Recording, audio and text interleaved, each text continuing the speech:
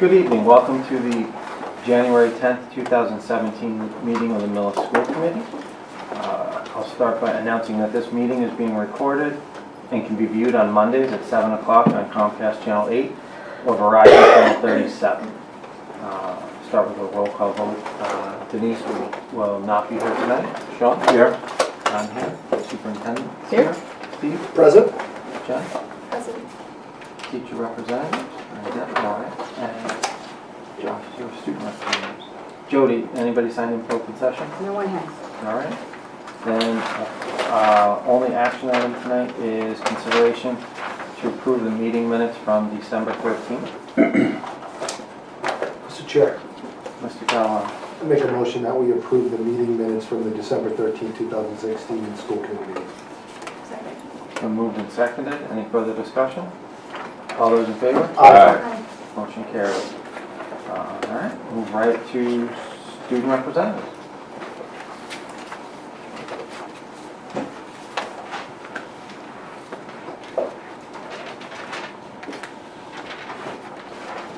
How you doing? Good, how are you? Good. Everyone's come back from winter break. It's about our second week in school after that.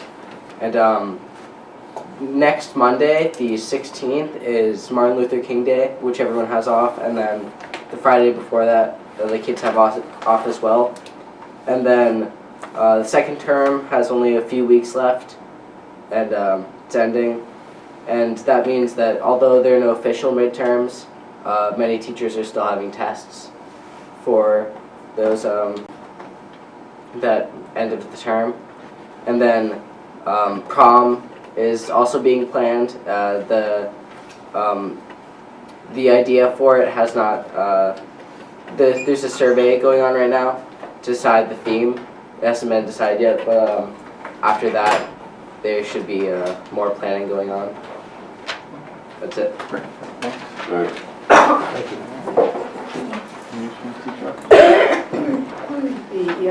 The teachers have a professional development day on Friday when the students are off. And at Clyde Brown, Patriots Colors Day is next Thursday to celebrate the Patriots being in the playoffs.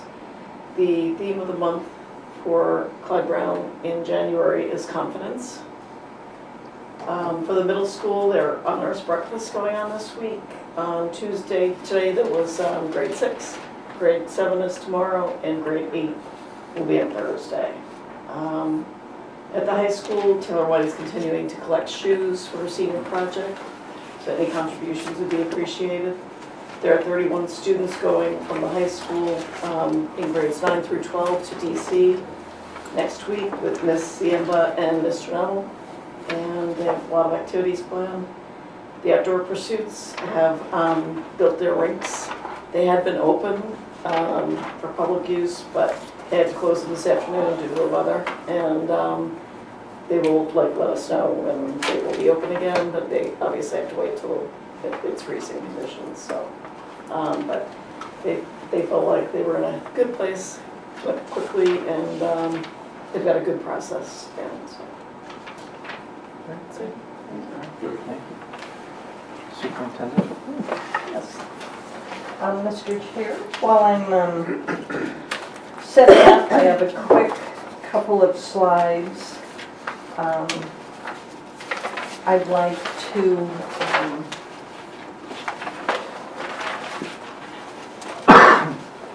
sorry, I should have had this connected prior. But I'd like to thank, we just received a donation recently. Mr. and Mrs.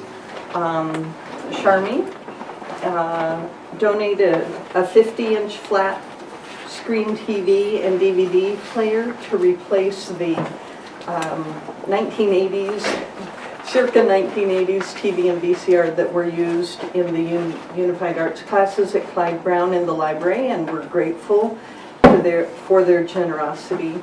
And Mr. Phelps alerted me to that and has written a thank you note. I'd like to also announce the good news that I sent to you via email today, that once again the Millis Public Schools, our high school, has been recognized by the College Board as awarded to be on their annual district honor roll, one of only 433 districts in the United States and Canada, and one of 25 districts in the state, which puts us, I believe, in the top 5%, if I'm doing my math correctly. So this is, as Mr. Millis said in an email, and he'll get out on the listservs, this is a testament to the good work of all teachers throughout the district. It's based on 3 years worth of data from 2014 to 2016. We have to increase participation and access to AP by at least 6%, in small districts by at least 11%, and maintain performance or improve on performance. We have over 50% of each class taking, a graduating class taking AP, and 80% of those exams are passing or above. So that's something I'd like to congratulate people for. Some information that we are working with as the administrative team to take a look at preparing for the future. We have, each year we get a report from NESDEC, and the NESDEC enrollment report, actually we had given to you a month or 6 weeks ago. And in that information, we have, this is past enrollment. As you can see, there has been, in the past 10 years, a rise and then a decline in enrollment. And as I've read back through previous reports going back to 2008, we used to have between 130 and 135 births in town per year. And now we know that, for example, 2012, which is next year's kindergarten class, we only had 64. So less than half of births in town according to the census. And the following year, it's only 51 births. So that has an impact. So it looks very dramatic. We are at 1,344 students. That includes in-district and out-of-district students. But when you look at it over since 1998, you can see it is, not as dramatic, and we are approximately where we were in 2004-05 in terms of enrollment. But with our foundation budget and Chapter 70 funding being directly tied to enrollment, it does have an impact. Over that same period of time, from 2004 to the present, you can see the number of staff. This is full-time teaching FTEs, teaching positions that we have. This is not paraprofessionals or teaching assistants, but it does include guidance, occupational therapists, physical therapists, speech and language, all of certified personnel who are teaching our students. Going from 76 approximately teachers or educators to 98 over the past approximately 13 years. That is, I think, significant. And during that same time, you can see what has happened is that our student to teacher ratio has come down because of that. So we used to be at a high of about 17 students per teacher, but keeping in mind that's not class size, it includes guidance and all of the unified arts and music and guidance counselors and all of the special education personnel I mentioned, to now being at 13.5 students, which is the state average. So during that time, having managed our budget very well, having allocated resources toward personnel, because philosophically we know and we often say the teachers and the educators are where the rubber hits the road. They are what makes a big difference in the well-being and the learning of our students, that we have managed to bring our student-to-teacher ratio down to the state average. State average varies between 13.25 and 13.75. So we're right at the state average now. By school, you can see that we have, because of the front-loading of special education services, which is appropriate to serve students' needs. In the early grades, we have more teachers at Clyde Brown. And it has varied not greatly over the past 3 years. At the high school, that is where we have our largest class sizes and the largest still increasing enrollment at the high school, so there is a slight rise. In the younger grades is where we're seeing decreasing enrollment. And then we have very few district-wide positions, such as the school psychologist and the English as a second language, English language learners, teachers. And then paraprofessionals as well. We have many more at Clyde Brown, which is appropriate, and the needs of being early intervention, meeting the needs of children when they're young, getting them included as much as possible by the time they reach middle school. So very few, 6 or 7 paraprofessionals in the middle school, 4 to 5 at the high school, and 25 up to 28 last year at Clyde Brown.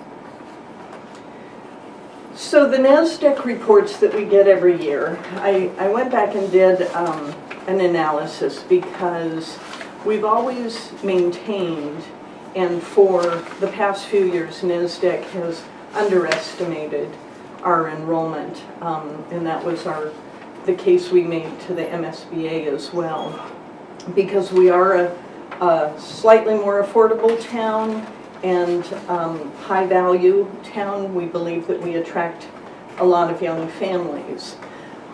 So the light blue to the left are the accurate projections of our enrollment for the past few years. When I did the analysis going back to 2008, so for about 10 years of data, the NASDAQ projections have varied. Sometimes they're right on target, sometimes they're off by about 20 students, up to a high of 124 students where they were underestimating. So we take their projections with a little bit of a grain of salt in terms of the future, but it is the best projection we have to go on, and we do know that birth rates are declining in town. So this is their projection for out to the year 2022.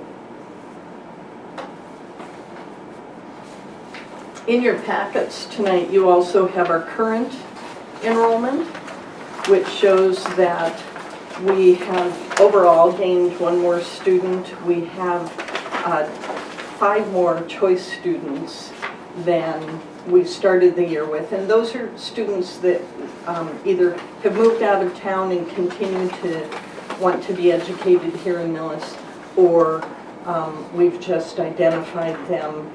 Some families don't realize that they are still able, that especially in the middle and elementary school, we have plenty of room for their students to be choice. And once a student is here, we always allow them to continue as a choice student.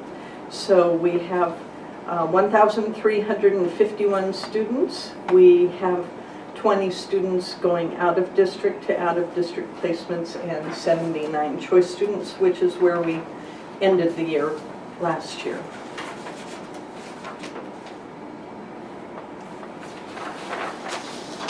So that was just a quick little update on enrollment. We will use it, of course, to plan going forward, and have discussed it at the administrative team level, and we'll continue to look at and take into consideration.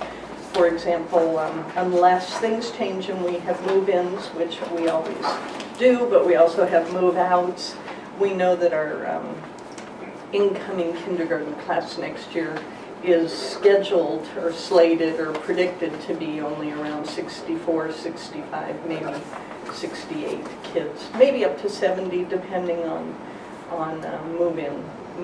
families moving in. I know the housing is very tight and moving very quickly in Millis, not a lot on the market, so we're hoping that that opens up a little bit so that we can attract the families that we know would like to move to Millis. Mr. Chair. Yeah. Nancy, aren't there usually about 10 children that sign up over the summer, just for whatever reason, then for kindergarten? Usually there's a sign up over the summer. Actually, Mr. Phelps can field that question because he's the expert on about how many students register for kindergarten over the summer, more than predicted. We typically get 5 to 7 students that will come in over the summer. Right. Okay. We are already, interestingly enough, taking applications from people who want to choice their kindergartners in, which is a very positive sign too. So between the students that move in and the choice, the numbers do go up slightly.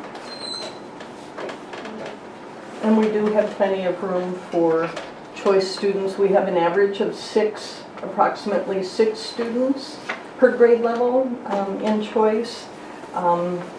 But when some graduate, we need to fill those slots as well. Right. So the high school is still very, I wouldn't say crowded, but it is, there are maybe a couple of slots left, but it is where we are fuller, more full.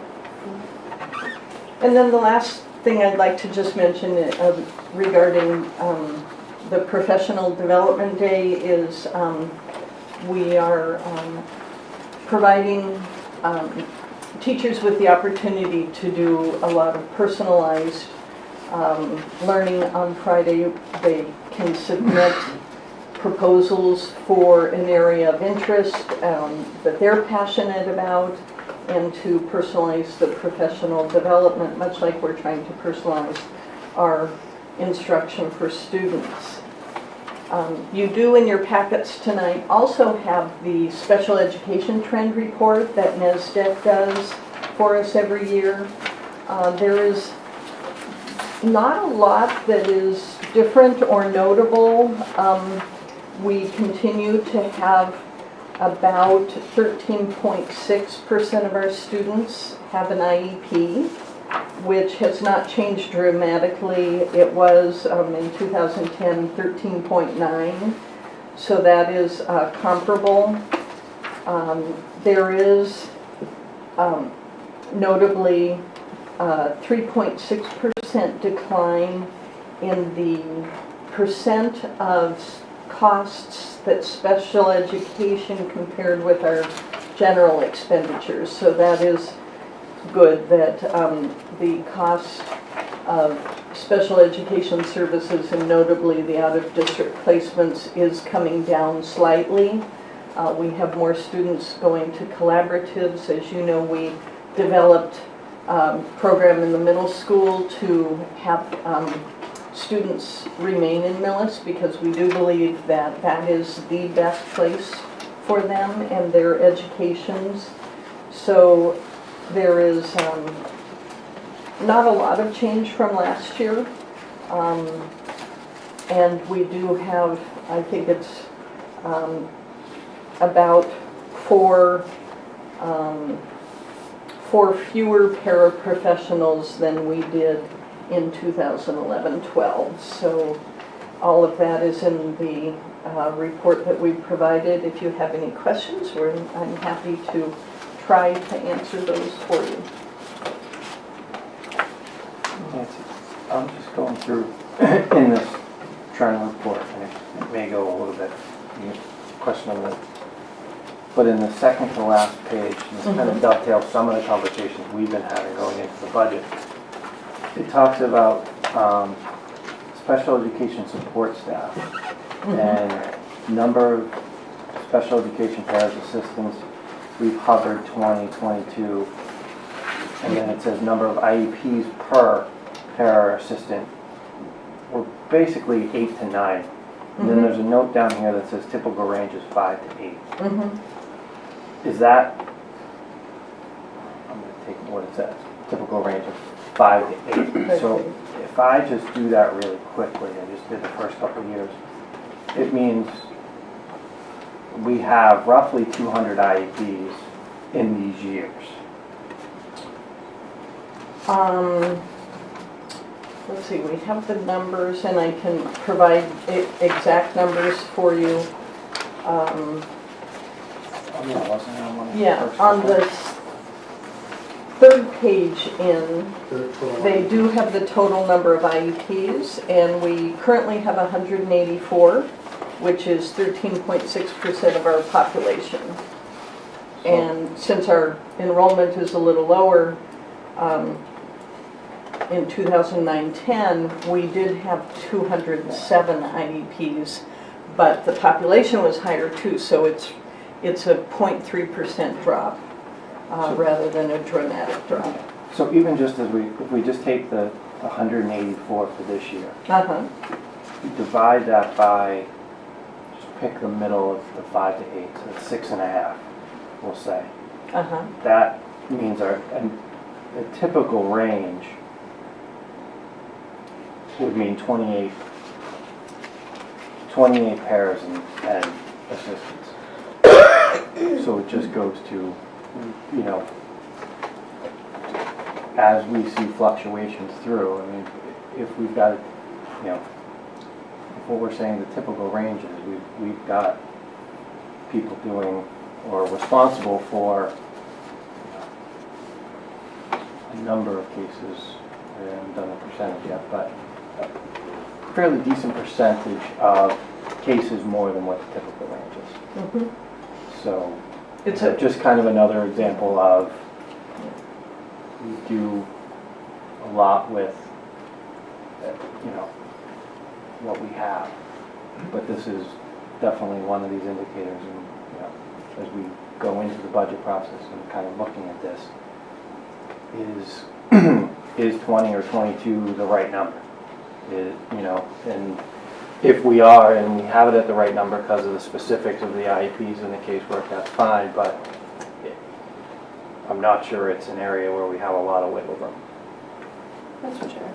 I'm not sure I completely follow your math, but if I understand correctly, I mean, the typical range number of IEPs per para or assistant, we're outside that range. So it seems like we might be a little understaffed.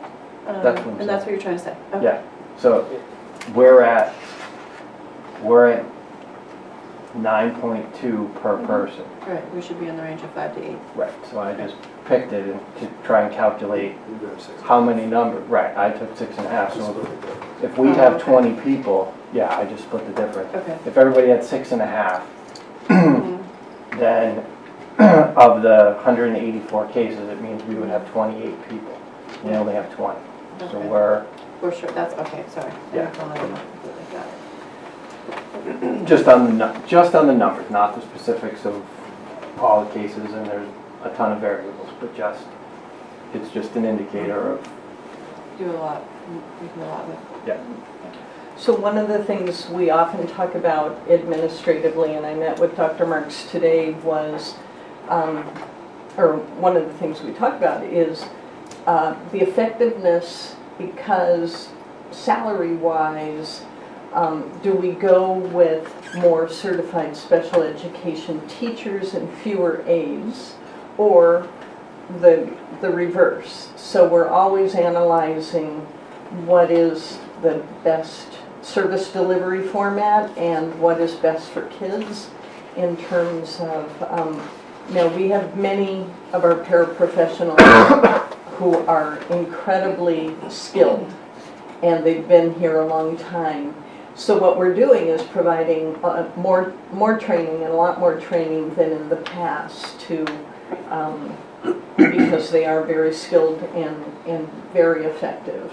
But that is the dialogue, and Dr. Marks meets with the principals frequently to look at that, and each year we'll look at that anew to say, you know, when you have a certain amount of money in the budget, what is the most effective use? Is it more paras or a certified teacher?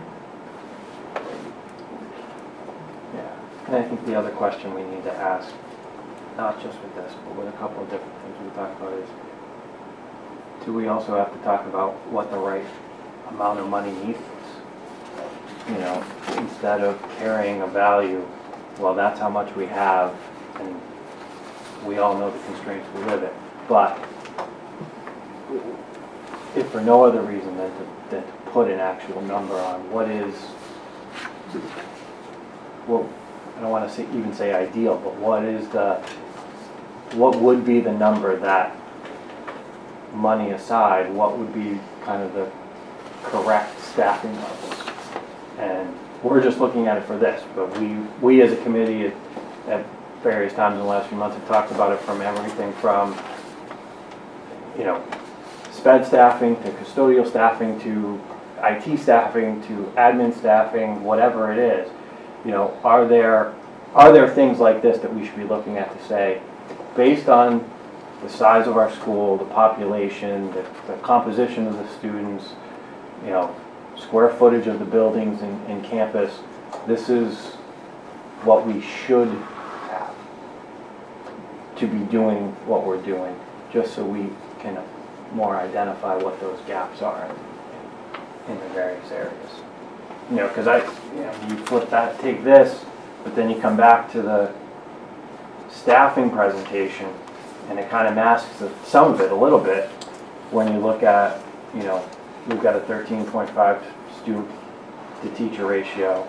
We've got 98.5 teachers with stagnant to declining enrollment. And you mentioned in here, you know, this teachers includes guidance, speech, language, OTPT.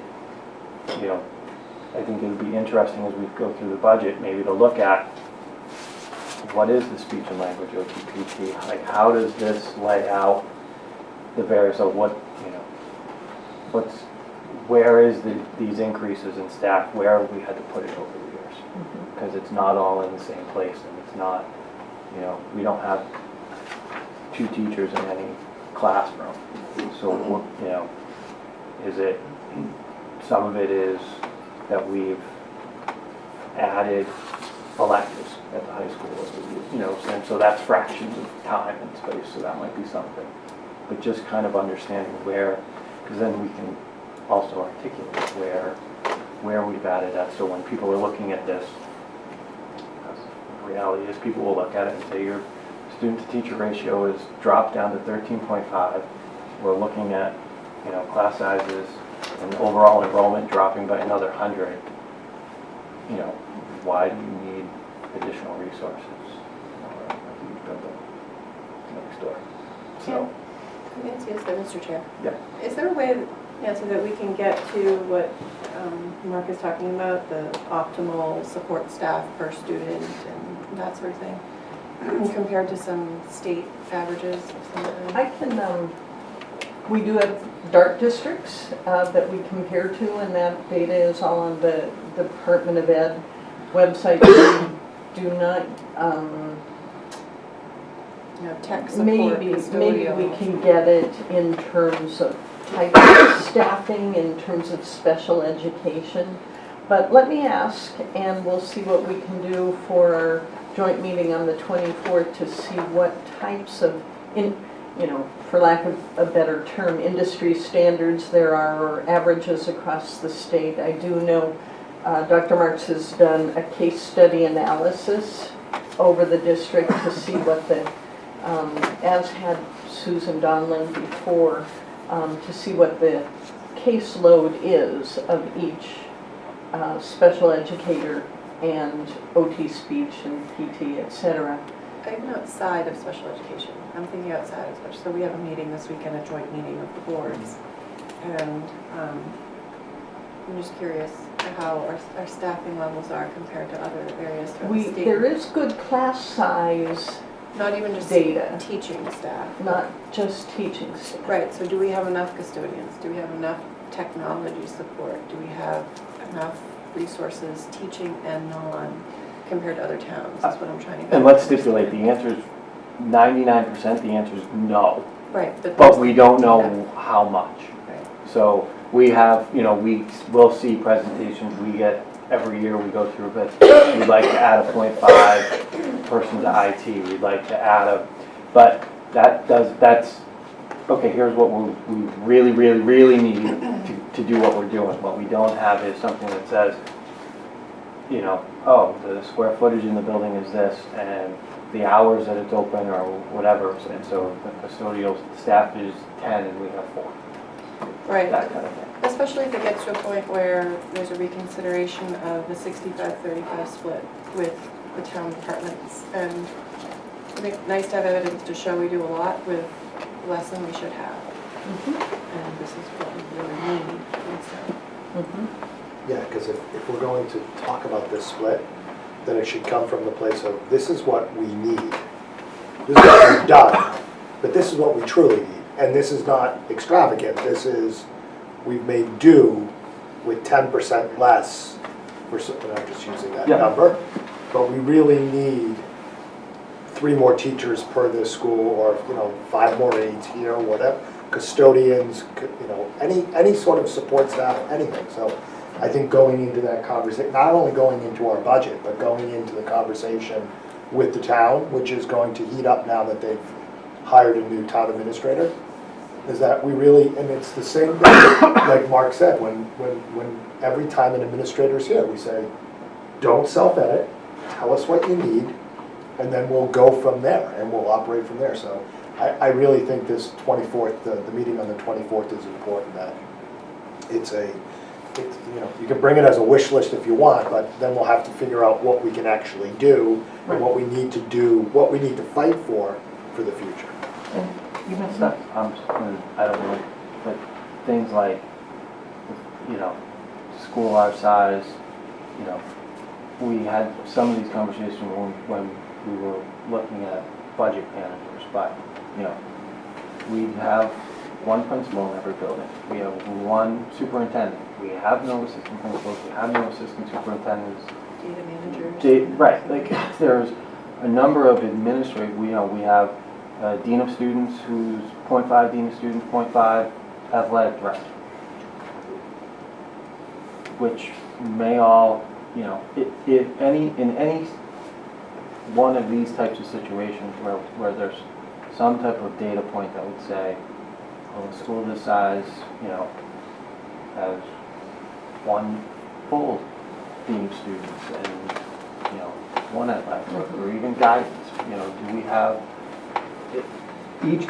each of these areas, if there's something that we can point to, or even just data to compare to of, here's what, and again, you get into the economics of it, but just to be able to say, case in point, here's what. We need all of the money that we receive on an annual Right. basis and not a penny less. That's what we need to be able to say. Yeah. I'm wondering, depending on how full of a report the committee would like, it might be something that an organization like NASDAQ can do for a fee.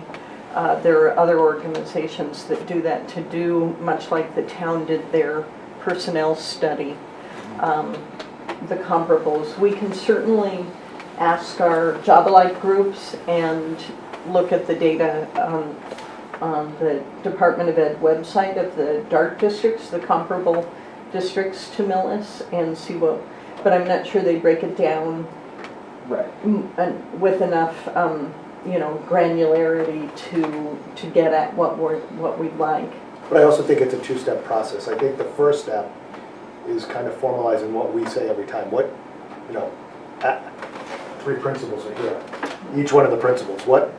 Regardless of what the job might say, what do you need in your building right now? What can we? Not that we would ever say this, but what can you do without? If we had to move resources around, and then so we look at ourselves. We're introspective, And then we can start to look at to see, are these requests and desires comparable to what other districts are doing? And if there are state averages, or there are sort of suggestions. Like the MSBA, we're learning that very closely, that an average classroom is this size. They spend this much money per furniture and this much money for technology. So whether they're overshooting or undershooting, I don't know, but there's probably some data points. But I think the first one really should be, as an internal team, what do we need? What do you guys need? We bring it to the 24th, and then we start looking around for other areas that we can, and maybe even look at going in the future, bringing in some professionals to kind of help us kind of talk through this. But I think I think we need to expedite some of this, because I think a conversation starting this Saturday that the train is starting to leave the station, and I want to make sure we're not delaying too much. Thank you. Well, we've certainly, for about a month, we've been developing the needs, the critical educational needs of the district, and have been talking about this, and we look forward to having that discussion on the 24th. But in the meantime, we'll try to gather as much data as we can. Okay, so why don't we move on to time and learning, personalized and blended learning roadmap. Mr. Chair, by way of introduction, we have here tonight the three principals, Jason Phelps for Clyde Brown, Maureen Knowlton at the middle school, Bob Mullaney at the high school, our Director of Curriculum, Joan Lynn, and Director of Technology, Kate Pessier. They, along with myself, when I was able to attend, have been involved in a collaborative process that we believe is going to, well, one, it has provided cohesion and laser-like focus to what we're doing and how we want to move it forward in Millis. So I feel very fortunate to have such a great team of people working on this, and the students and teachers are really the beneficiaries of it. So I'll let them take it over. I'll start off. As Nancy mentioned, as a district team, we worked on this course.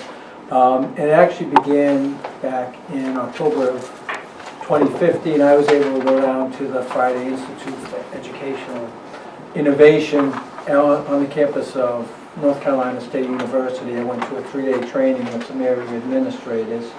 And the goal of the training was to bring this course back to the tech districts.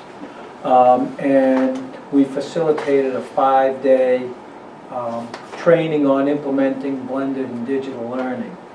And the way the course was developed, we were able to collaborate with other area districts. The districts, as you can imagine, we're on the spectrum of implementing and sustaining blended learning. You know, we're a one-to-one district. We're kind of on a leading edge there, right down to schools that we're still trying to, implement some forms of digital blended learning. So over the course of the 5 days, our first session was in March of last year, and our 5th session was just last month. But over the course of the 5-day sessions, we looked at things like developing, defining terms for blended and digital learning, which included kind of like looking at the different models that are used at different schools. We looked at developing the culture in a school or a district to support blended learning, and this is one of the areas where Millis has that culture already. Some schools are still working to develop that culture. It's been established here, it's the norm here. We looked at the shifting role of the teacher in a blended learning environment, and how their role changes. We looked at supporting teachers as they develop more powerful blended and digital learning activities. And that would include things like professional development and, just vetting and researching different tools. And then the last session was mainly about what works, what does your particular district need to work on. And so as part of all that, those workshops and trainings, we developed a roadmap for blended and digital learning. And we thought that it fit very well within the framework of our focus on personalization, because although technology and blended learning isn't the only way to personalize, blended learning and technology gives us the ability to personalize and scale. And so, with that, we kind of focused on the things that we felt Millis needed to focus on. And so this roadmap that we're presenting tonight is kind of the collaborative efforts on our part to kind of come up with an action plan. So in looking at sort of our goal for what we're looking for the students in Millis, our goal really is to improve our instructional practices. What we want to do is increase the student learning as well as mastery of the 21st century competencies. I think the piece for us is that we're looking for students their passion for their learning as well as that self-directed, that guidance that they need to delve into some things that they're passionate about so that they can learn how to do some things that necessarily, a teacher may not have gone in that direction, but they can practice those skills and competencies in a different way. So we've been talking about personalization for my entire tenure here in the district. I know it started before me with Nancy, and the piece that I think we have been dealing with more in depth over the last year or so is, do we all have a common understanding? What do we really mean when we say things like personalization? What do we really mean when we talk about coming up with different choices, voice and choice for students? And as the administrative team, when we work through this course that we did, and all of our conversations, because it's on our agenda every time we meet, the fact is, were we clear on that? So therefore, we can go back and support the teachers and making sure they're clear, which then trickles down to what are the students able to do. Historically, I think teachers always do a great job of remediating kids that struggle, but are we still giving the students what they need at the time they need it? And I think that's the key piece. We can't assume they don't know something if we haven't given them the opportunity to show us what they know and how do they want to apply it. So that's our goal, is to improve the instructional practices that ultimately get at student learning. So last week, every month we meet with the PLC leaders. We have a meeting the week before they have their PLC meetings in the district. And last week, the topic was this. We shared with them this presentation, but we also had them participate in an activity. And the activity was around the idea of what are you seeing and what are you doing in your classrooms now that get to personalization. Because what we didn't want it to be hypothetical, oh no, we're doing that. But what we wanted to do was actually have them contemplate what they are seeing and doing and talking about. And that's these chart papers around the room. I know it's really hard. I couldn't find a location that you could all read them from where you are. So the principals are going to talk about them a little bit. But we start with Clyde Brown, we go to the middle school, the high school, and because we have these three district groups, the last group over there, Bob's going to talk about, and that is our K-12 guidance, our K-12 health and PE wellness group, as well as our K-12 unified arts. So each principal is going to talk a little bit about what their school PLC leaders talked about, what they are actually seeing and being done in the classroom. So at Clyde Brown, it was fascinating to watch. I kind of took a step back and watched as the teachers and the PLC leaders put together this brainstorm of activities that are and practices that are currently going on. And basically, at Clyde Brown, our focus is on building developmental competency through direct instruction and scaffolded support. We have the youngest learners in the district, and it's really our job to introduce them to technology, to help them understand how to use it, and to be able to help them grow in skill as they gain more independence through guided modeling, those types of things. We, at the very early learning levels at pre-K and kindergarten, they use technology in centers. It's mostly iPads using the touch because they're familiar with that. They come from a world where they've been able to use their parents' cell phones to play and that type of thing. And so at that level, it's really kind of helping them to understand that technology is a tool, and it can help us to get work done. At the primary level, at grades 1 and 2, we move towards more independence with technology through skills practice. That's part of what we do in our culture with tiered systems of support. We kind of mesh that together in helping children to use technology as they work on skill growth. And at the elementary level, at grades 3 and 4, we're really moving them towards greater independence. And that looks more like students using technology to create presentations, to script perform, and green screen presentations that they might show to their peers or to other people. The element of personalization of learning really, I think, developmentally leads to the point where when we wave goodbye as they go to the middle school, we're hoping that we send off children who are able to know what technology is, know how to use it, and through personalized learning, able to make good choices as they tap their passions to move forward. It's important to point out too, though, that there are some elements that are technology driven here, and there are others that might use technology, but they're not exclusive to technology. Things like goal setting are really important at Clyde Brown, teaching kids the very fundamentals that by setting a goal, you are actually purposely planning how you're going to take charge of your learning. The differentiation of instruction that we do.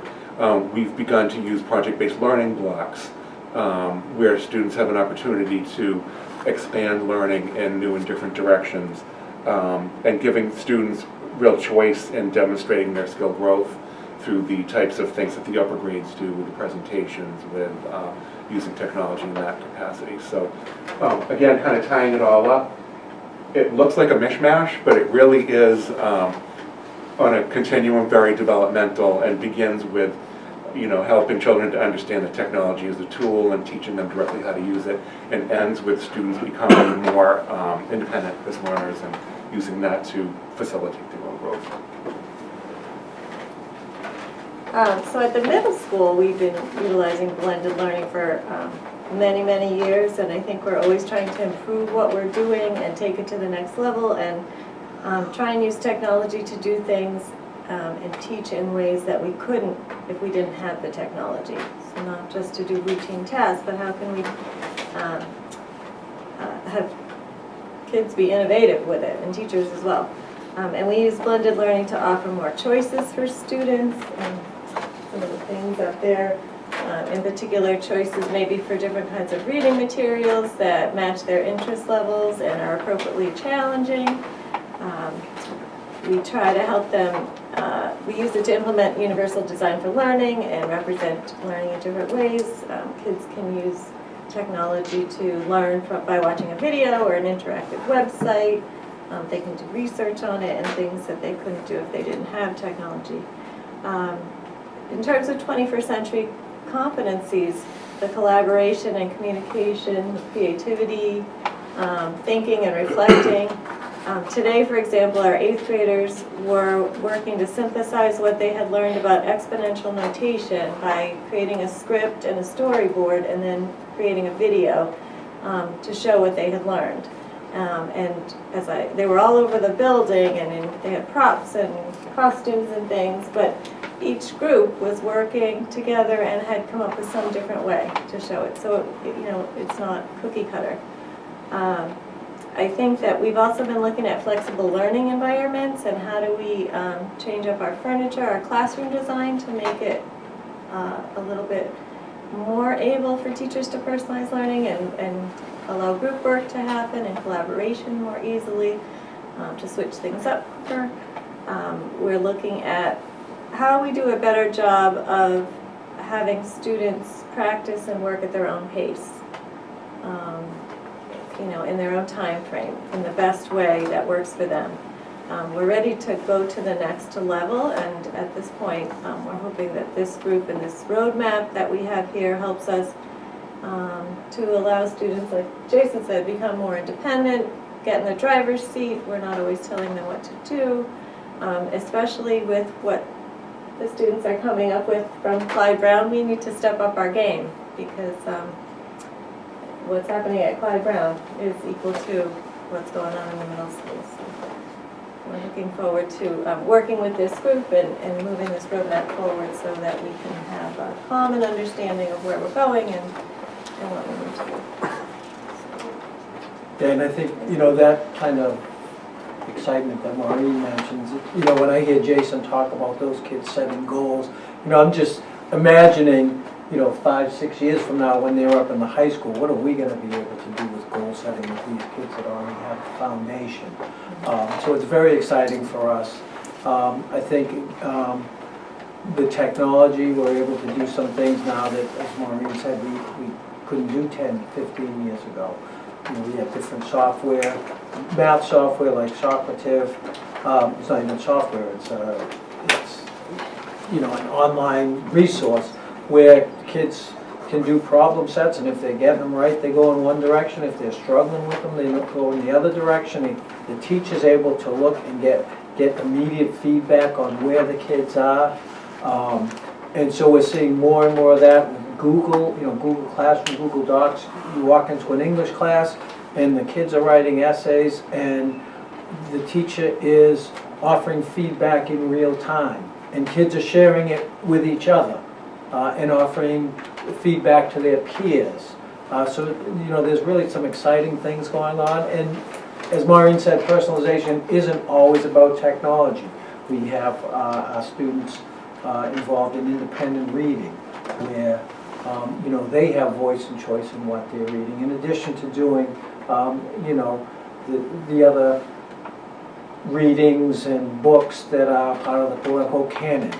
They're going beyond that, and it's exciting to see. And I don't think we have a kid that graduates high school that hasn't read a book. And I don't know if you can say that for all high schools. I know some of the kids I went to high school with, they prided themselves on not reading a book. So we don't have that.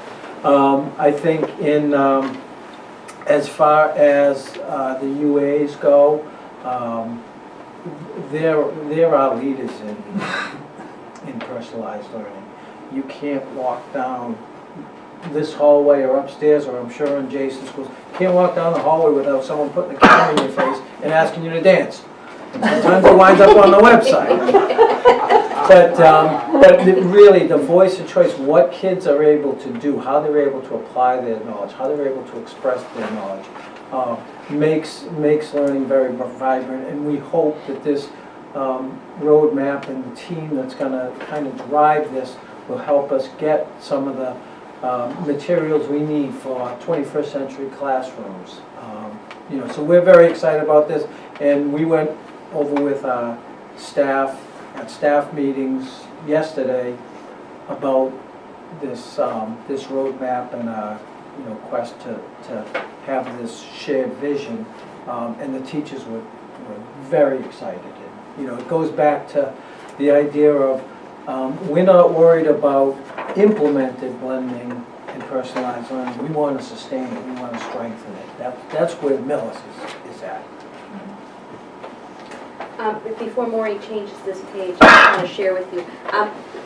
Maureen intentionally picked that picture on the left up there because it's not just 4 kids looking at 2 laptops, a game or something like that. They're actually Skyping, and they are Skyping in that picture with Kids from the Netherlands. Kids from the Netherlands. So, I mean, that was happening during our school day. So that was part of the reason we picked that piece. The other piece I just want to say, because I'm going to talk about the next action plan, but I have a poster in my office, and I firmly believe in it. And the poster says that every student learns, but not on the same day, nor in the same way. And I think that's what we are attempting to get at, is how can they learn best in their way? And I think that's what this is allowing us to do.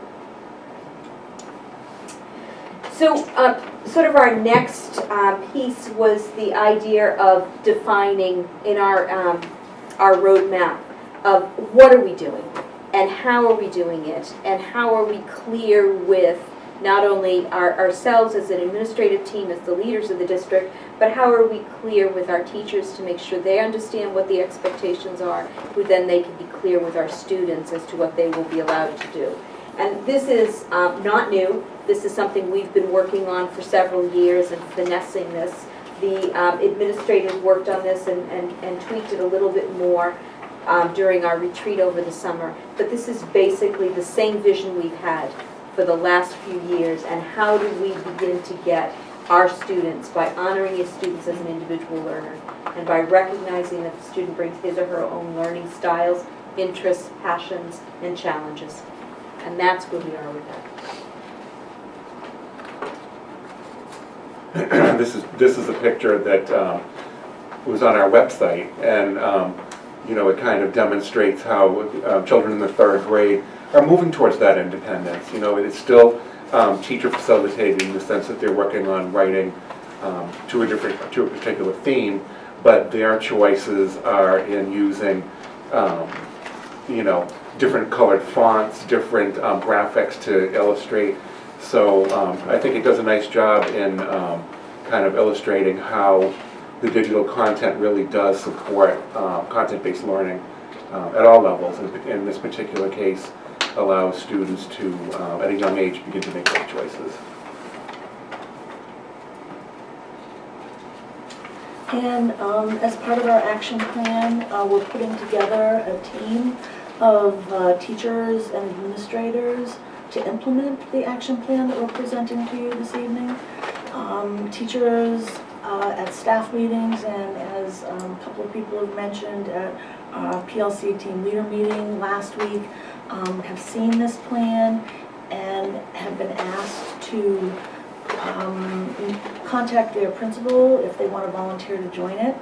And the name of the committee will be the Blended and Personalized Learning Leadership Team, and we shortened that to BABBLE. And I was at a meeting today, and people were talking about BABBLE, so it kind of resonates with people.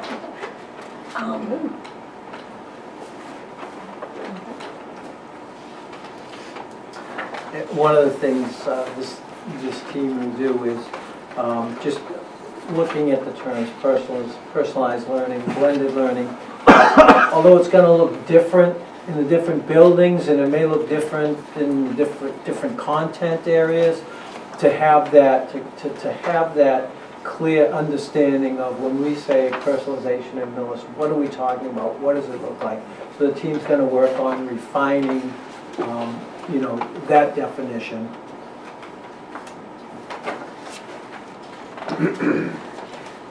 So some of the elements that are essential that we're going to continue to pay attention to on an ongoing basis are the elements that connect personalization to blended learning. These are things that, many of these elements are currently ongoing. Universal Design for Learning really is developing curriculum in a way that gives all individuals equal opportunities to learn. We've been doing that for a while. The middle school is extremely skilled in UDL, and they serve as a model for the rest of us. You know, developing learner profiles is something that we're excited about doing. And a profile is kind of a composite of learner identity that identifies how learners learn best and addresses their strengths and areas that they like to be challenged in and their passions, which will lead to personal learning pathways at older levels in the high school, perhaps, late middle school, high school. These student-selected journeys really empower students to take hold of their passion and encourage more responsibility for their own education as they begin to make choices for college and career readiness. Student voice and choice is active throughout the district in many different cases, and by that we mean encouraging students to have a say in what they learn and how they learn and express what they learn. flexible learning environments are critical as well. Maureen has done a nice job in piloting different types of furniture in learning settings, and it's fascinating. And I had about at least 3 or 4 teachers talk to me afterwards, can I have that happen in my room? So it's something that teachers recognize is important for kids as they learn to their best capacities, and it's interesting to consider piloting these things. And then project-based learning is something that we're beginning to embark on. We're not talking about a case where every kid is given the same assignment and they produce something different based on those parameters. We're really talking more about taking a real-life problem and looking at the challenges and creating meaning from those experiences. We begin to do that in grade 4 and in the middle school through Genius Hour, which is a chance for kids to find something they're passionate about, develop a problem, and express it. And it continues on into the high school with senior projects. So these are the kinds of things that we're currently doing, that we're going to learn more about and spread the wealth throughout the district.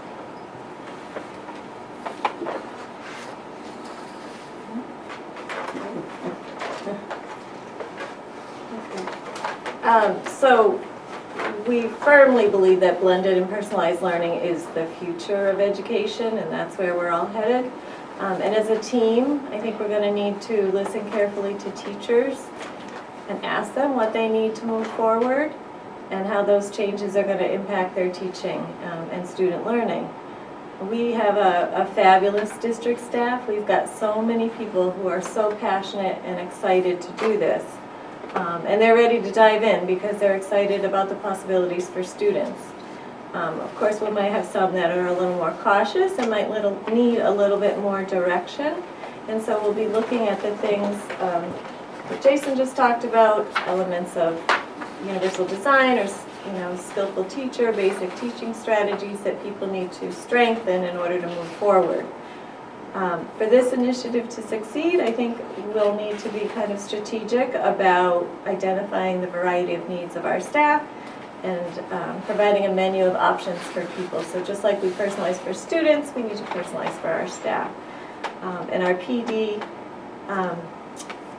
hopefully will meet the needs of everybody so that we can all make personal growth towards personalization. And I think we owe it to our students to be to help them become future ready, and in order to do that, the adults need to be continuously learning and keeping up with the rapidly changing technology and just what's going on in the world so that we can help students and move forward.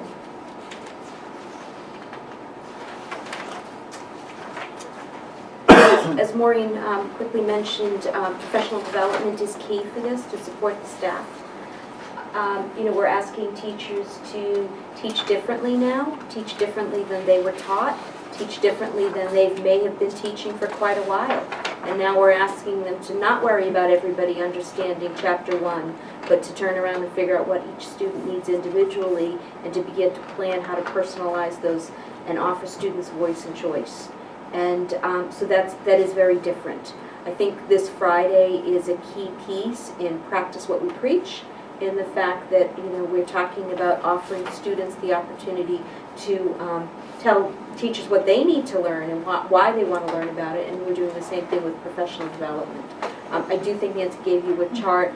I think we're up to 46 different activities that are taking place this Friday, involving individuals, small groups, some larger groups. Jason's got teachers that are doing some work on empowering writers, because that's also a piece of different teachers are in different places with that implementation, and we need to go deeper with that. But the vast majority of the middle school and high school are taking some of the things that they've learned, and they need to go deeper now or put them into practice.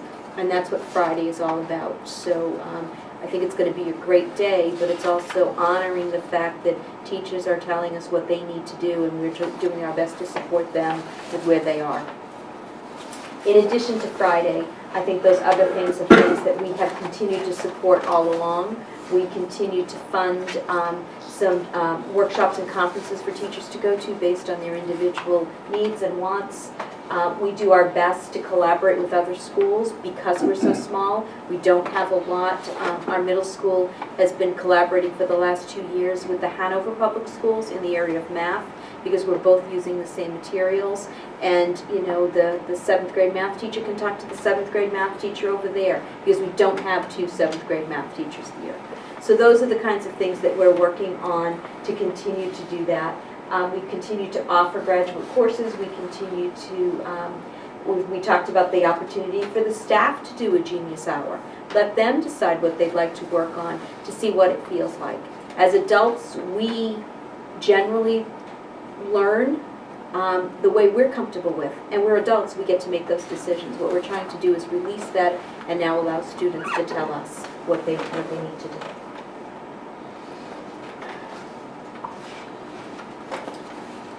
Communication, we recognize how important communication is, and it's one of our goals is to get the word out to parents and the greater community that we are committed and enthusiastic about personalization. And you know, we'll use whatever means we have, from our website to meetings to social media. A whole list of things listed up here. In addition to that, we are fortunate enough to be invited to join a partnership between Department of Ed, the Massachusetts Department of Ed, and the Learn Launch Institute. And it's called MAPLE, and I have to read what MAPLE stands for. It's the Massachusetts Personalized Learning EdTech Consortium. And the partnership's purpose is to promote and expand personalized learning in the Commonwealth with the goal of better preparing students for their futures. And for us, it's a great opportunity for us to collaborate with districts across the state on their journey as well as our journey to personalize.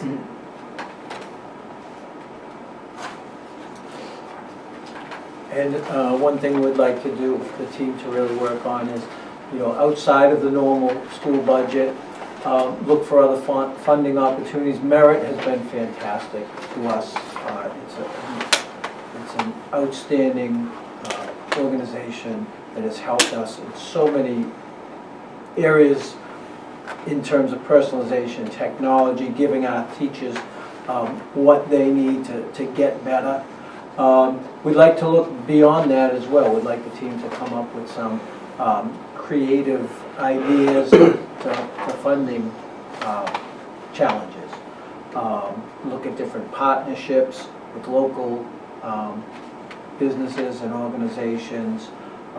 You know, see where we can find more funding for increased you know, supplies for like a maker space, or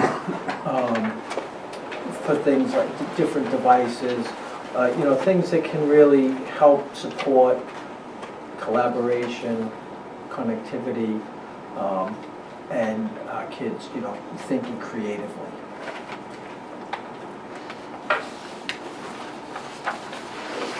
Ultimately, our goal a year from this coming June will be to take a step back and evaluate the progress that we've made and celebrate the successes. We really do want to utilize the reflective model where the plan is developed and then we move to the implementation part and then reflect upon it and make the revisions, and that really kind of happens in an ongoing basis. At each building, you know, the different initiatives that are going on, that'll be happening at each building, and it also as a district, as part of the, you know, the team will be together to evaluate that part.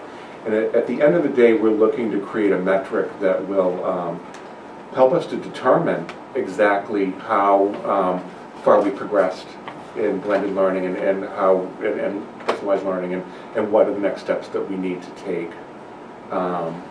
We have had the opportunity to have some really great training through the leadership for blended and digital learning that we all went to.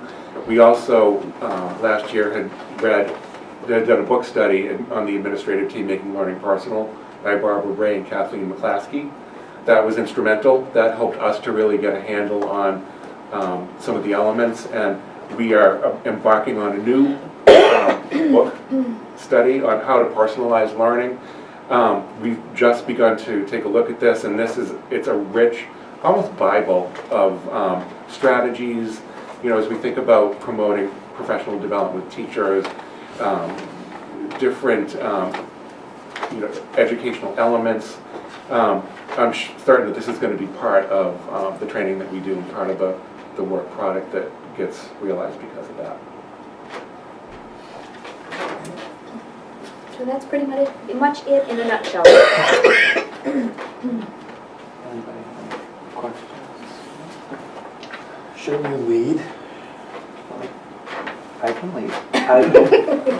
Well, no, it's interesting because we've been talking about personalized learning for a while, and a lot of it when it started, especially when it first on the committee, was about, it wasn't the full spectrum.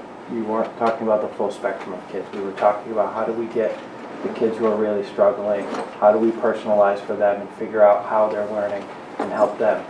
And we've come really far in reaching the full spectrum of now challenging kids who are learning kind of the core competencies earlier, quicker, challenging them and putting them out there. And, even with, for example, the personalized projects.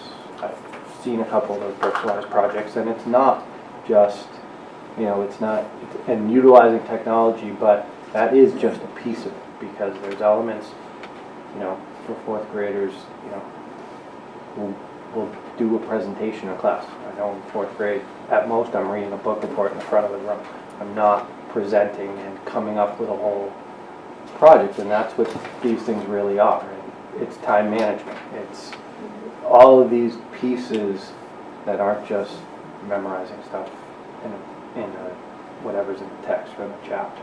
So it's impressive both from the presentation perspective, but I've been able to witness it, over the years, how we really have moved in this direction, and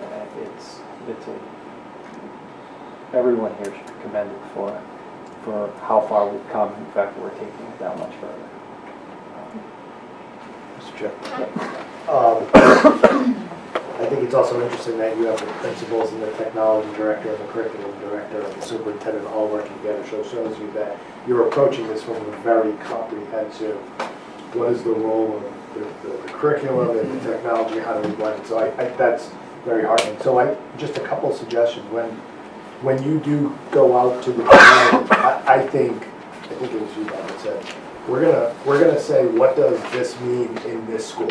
I think, I don't want to use the word dumb it down, but I think we should really start at the building block and define it clearly. So when we say personalized learning and blended learning in the middle school, this is what it means. This is what your son and daughter is going through. And because I've sat here for going on 7 years, and there's a lot of these terms that, you don't ask questions because you don't want to ask the questions, but I've learned through the years, but I think it takes some time. So I think what you guys become second nature for you, and you've been working so close to this, step back a little bit when you start to talk, when you start to talk to the community.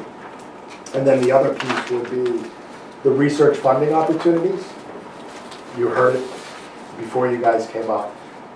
Try to figure out what does this look like, what does the cost look like, and then we can look at what can we do as the district budget, what can we do. We're never going to tell you not to look for funding or grant opportunities, but what does so instead of looking at it piecemeal, what is the total project? And maybe you don't, maybe this first year, this first couple of years, this is what it could look like. This is what we would need, and this is what we can get by. But really look at it from what is the cost of this. And then we can start to figure out how can we help you, how can you guys go out and seek opportunities as well.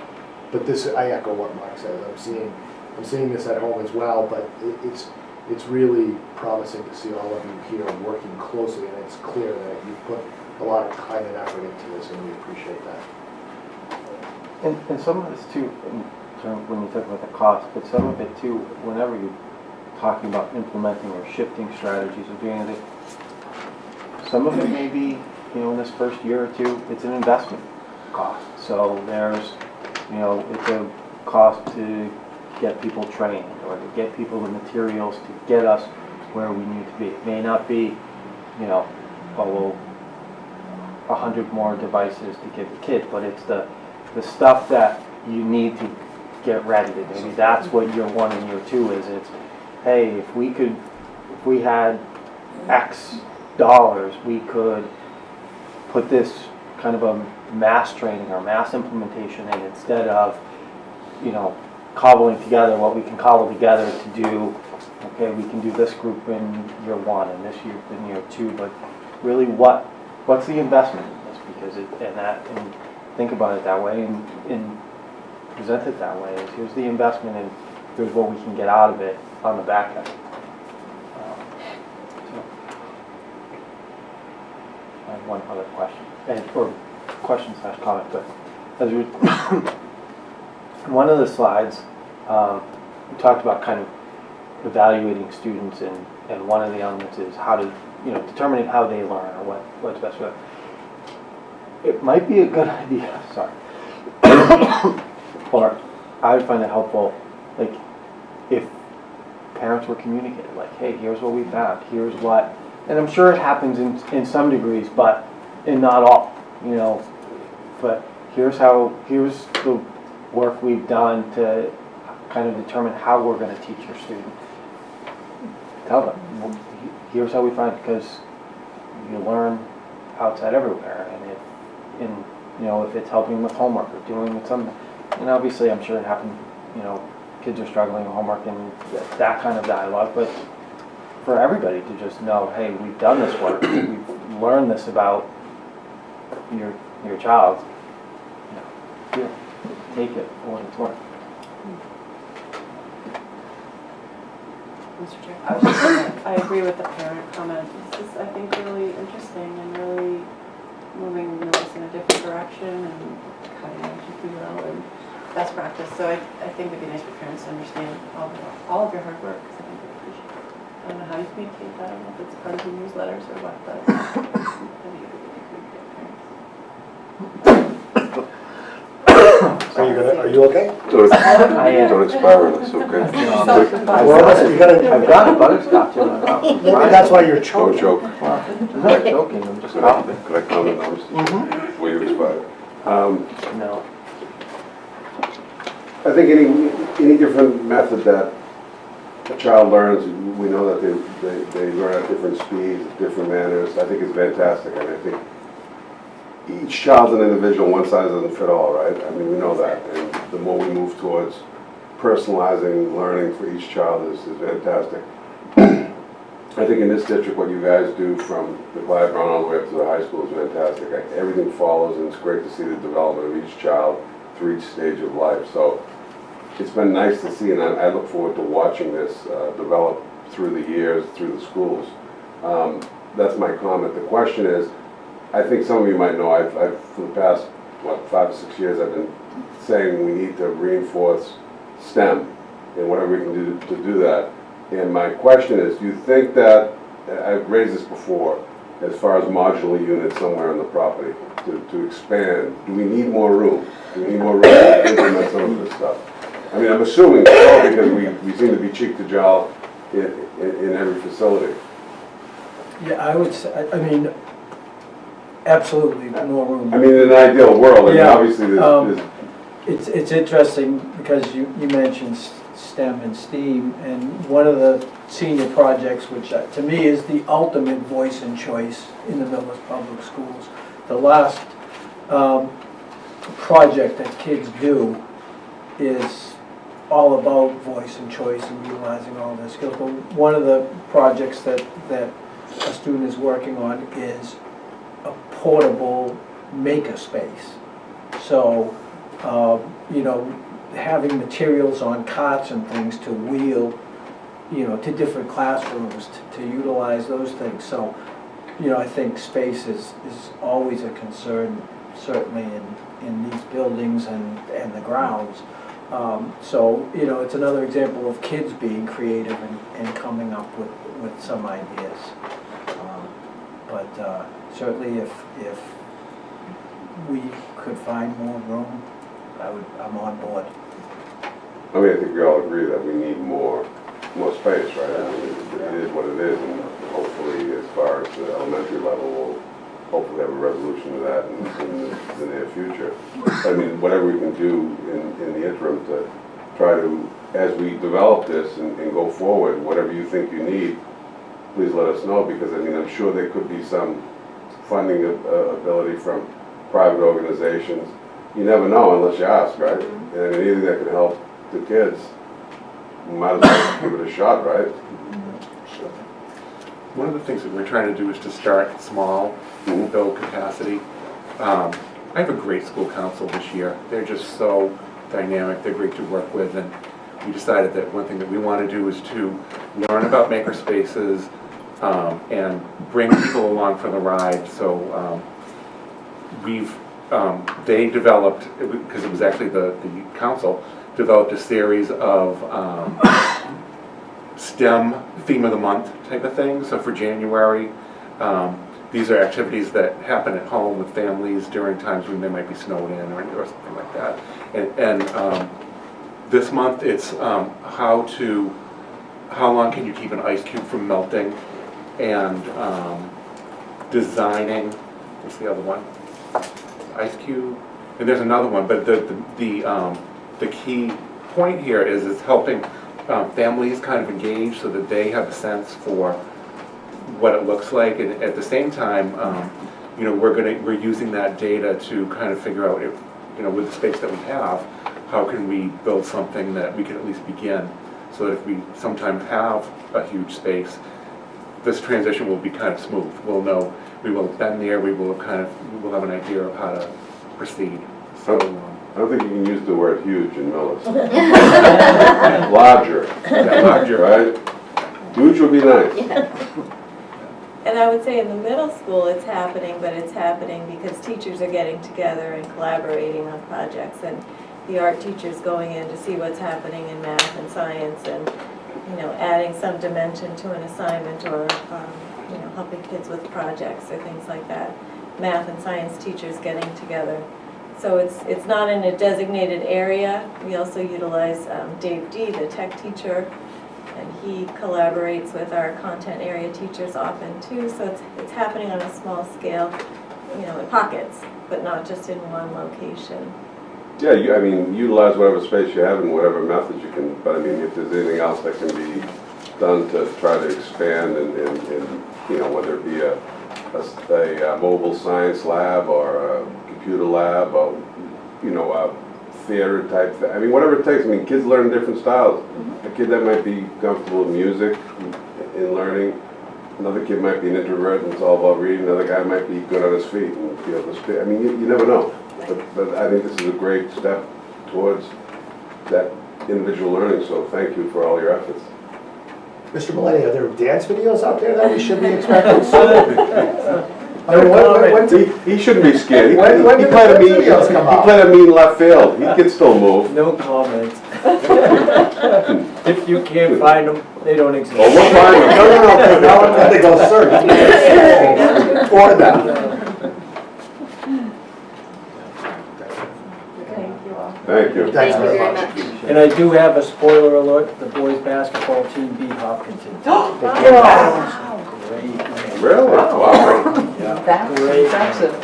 What was the final score? We won by about 5. Wow. It was- They were down 7 at the end of the third. Yeah, it was Yeah. good. They walked in, they were down. Kind of snuck out. Great job, thank you. Next is in the chairman's report. Jen brought it up earlier, we did finalize the 10 to 12 on Saturday at the library. It's going to be a discussion, I talked to Jim McCaffrey the other week. It's really going to be a discussion, first and foremost, on document and presentation. So the consultant that's coming in was hired by the town to evaluate the budget process more from the municipal side. So one of the major piece is going to be looking at the process for which it's done and deliverables. Less about the theory and the application. So it's really, and I think it's going, a lot of the deliverables or the presentation will be geared a little bit more towards the municipal departments in terms of how they present budgets, what they include in terms of supporting documentation. I mean, we obviously have the huge binder and we include everything humanly possible from a detail level. But the municipal budgets, the directors in municipal budgets haven't ever had to put a consistent, there's some forms, but they fill them out as they fill them out and what they include and what they don't include. So that there's just no one set form. It's not that the selectman can look at it and go, okay, if I look at the top left corner on every one of these, I'm going to see this piece. So that's really what it's designed to be, the start. And then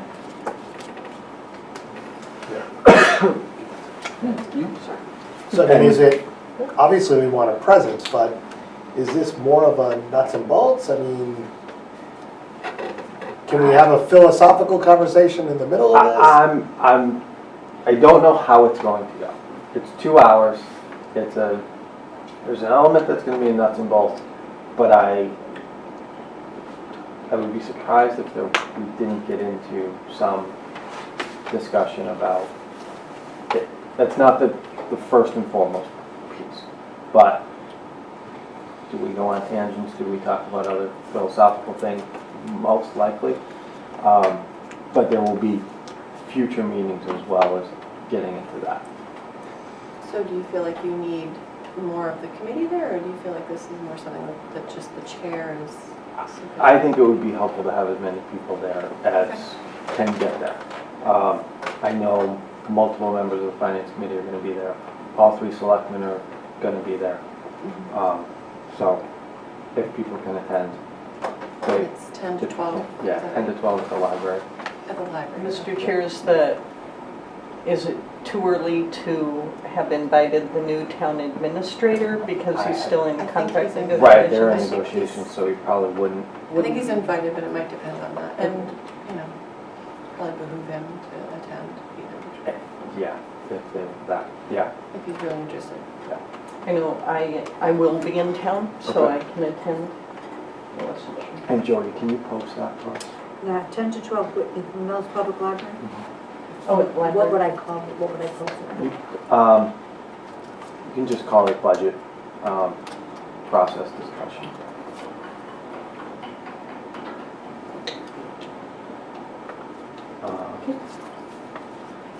That's all I have. Subcommittee reports?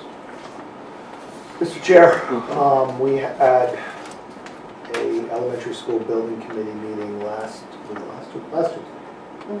The third. The 3rd. Yes, last Tuesday. And it appears that, and it's tentative, but it appears that there will be a special town meeting on April 26th. Wednesday, right? Wednesday, the week after the week after we return from April vacation. So the Wednesday would be the 26th. I think that's the date. And there was a question of whether it would be Wednesday or Thursday. It is definitely not going to be the Monday we return back. So it'll be that week, which is several days prior to the election. We felt that it was important to have the special town meeting first and the election second. There was not a desire of the full committee to have a special election. There is a cost. There's a cost associated with that. There is a plan right now. Jen, Denise, and I are on the newly formed communication subcommittee of the Millis Elementary School Building Committee. And we are developing a comprehensive communication plan which will roll out mid-February.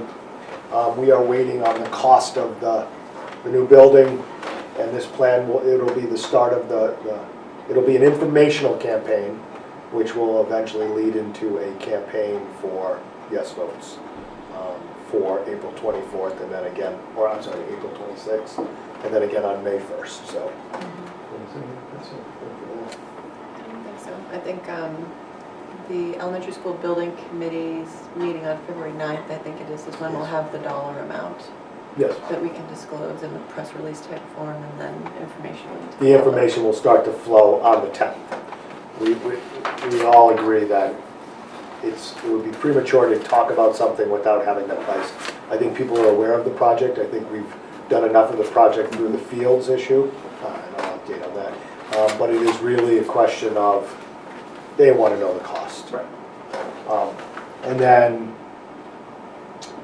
the legislation, the home rule legislation petition was filed yesterday with the clerk's office up at the State House to formalize the swapping of the land from town and school to park and vice versa.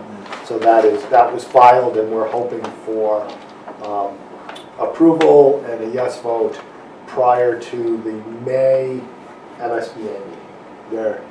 They would do something, because that would be the vote by the MSBA. They would do something without that vote, because that would be a contingent vote, but it'd be cleaner if we had the legislation approved and then we go into the MSBA vote.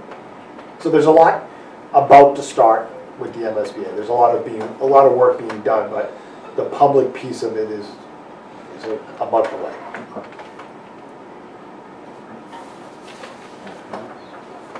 Correspondence? Mr. Chair? Yeah, we have a letter of thanks to Mr. Luters, the president of Luters Environmental, for a donation of $75, which we appreciate. The agenda for the Professional Development Day. And then I was just going to note with several, I didn't make copies because I believe you all get the Millis Medway News at home, but we had several very nice articles. One on the Super Bowl title, one on Coach Dana Olson's being named not only, well, the articles on being named the New England Patriots High School Coach of the Year, but now he's the Don Shula nominee from New England as Coach of the Year. Community service project that's being done in our Spanish immersion in grades 3 and 4 called Libros para Niños, where they raise money for books for students with in Nicaragua, and I was in the class the other day when they were Skyping with the students in Nicaragua. It was really adorable. You can see the picture in the paper. A very nice article on the chemistry club students coming to Clyde Brown and teaching them chemistry, and that was everybody, teachers and students alike, were all so excited. That's the first of probably several things they want to do in collaboration with Clyde Brown. Very nice article also about the Sherns twins and their gymnastics on a joint Millis Medway Holliston gymnastics team. And so lots of good things happening, and that's it. Thank you. Any school committee announcements? Mr. Chair, just I think it was on a Board of Selectmen meeting last night, the announcement of Mike Kaczynski from the town of Douglas being the name that was chosen unanimously by the board to be our new town administrator. So now there's just contract negotiations, and we'll see how it goes, but he's the candidate. No, thank you. Okay. No older new business. We do not have executive session. Our next meeting will be January 24th, which will be a working meeting with the administrative team. Mr. Chair, So, I make a motion to adjourn. Second. moved and seconded. All those in favor? Aye. Motion carries. Thank you all very much.